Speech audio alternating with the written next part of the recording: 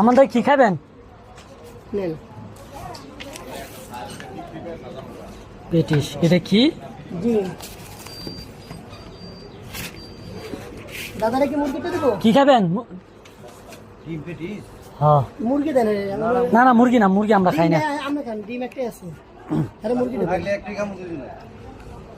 তো এটা এটা দিন, এটা আমার দিন। আরে খান ব্যাক করলেন না তোর, এটা খাইলেন তো আর আচ্ছা বলে গরম নেই না? গরম গরম একটা আছেন দেখি নেই।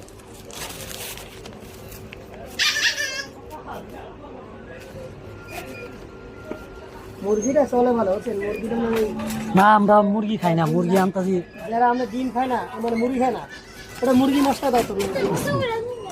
15 টাকা আছে, 20 টাকা আছে বলো।